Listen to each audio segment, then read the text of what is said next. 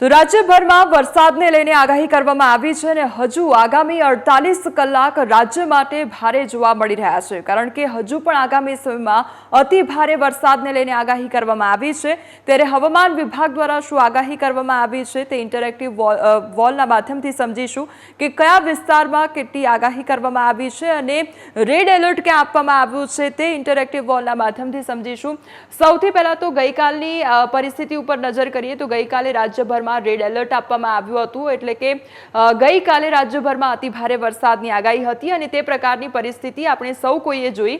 હવે આજના દિવસની પરિસ્થિતિ પર નજર કરીએ તો આજે 27 તારીખ અને આજે વરસાદને લઈને કયા પ્રકારની આગાહી કરવામાં આવી છે। ત્યારે આજે સૌરાષ્ટ્રના ભાગની જો વાત કરવામાં આવે તો ત્યાં આગળ રેડ એલર્ટ આપવામાં આવ્યું છે। આ સાથે કચ્છ, મોરબી તેમજ સુરેન્દ્રનગર, બોટાદ, ભાવનગર, અમદાવાદ, અમરેલી અને આજે દરિયાઈ વિસ્તારની આસપાસનો જે પટ્ટો છે ત્યાં આગળ પણ રેડ એલર્ટ આપવામાં આવ્યું છે, એટલે કે અતિ ભારે વરસાદને લઈને આગાહી કરવામાં આવી છે।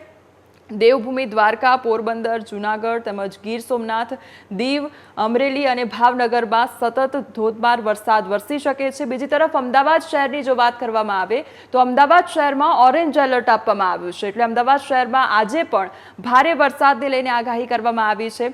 આ તરફ કેન્દ્ર શાસિત પ્રદેશો પર નજર કરીએ તો દાદરાનગર હવેલી તેમજ દમણ, આ ઉપરાંત જે અન્ય આસપાસના વિસ્તાર છે સુરત, તાપી તેમજ નવસારી, ડાંગ, ત્યાં આગળ પણ રેડ એલર્ટ આપવામાં આવ્યું છે, એટલે અતિ ભારે વરસાદને લઈને આગાહી અત્યારે જોવા મળી રહી છે અને હજુ પણ આગામી 24 કલાકથી લઈને 48 કલાક સુધી ભારે વરસાદને લઈને આગાહી કરવામાં આવી છે, એટલે અત્યારે લોકોને એલર્ટ રહેવા માટે સૂચના પણ આપવામાં આવી રહી છે। બીજી તરફ હવે આજની પરિસ્થિતિ જોઈ ત્યારે આવતીકાલની પરિસ્થિતિ પર પણ નજર કરી લઈએ। 28 તારીખની જો વાત કરવામાં આવે તો 28 તારીખે પણ કચ્છમાં ખાસ કરીને રેડ એલર્ટ આપવામાં આવ્યું છે। બીજી તરફ દેવભૂમિ દ્વારકા તેમજ પોરબંદર લઈ લો, જૂનાગઢ લઈ લો, જામનગર લઈ લો, રાજકોટ લઈ લો, આ બધે જ રેડ એલર્ટ આપવામાં આવ્યું છે, એટલે ત્યાં આગળ અતિ ભારે વરસાદ વરસી શકે છે।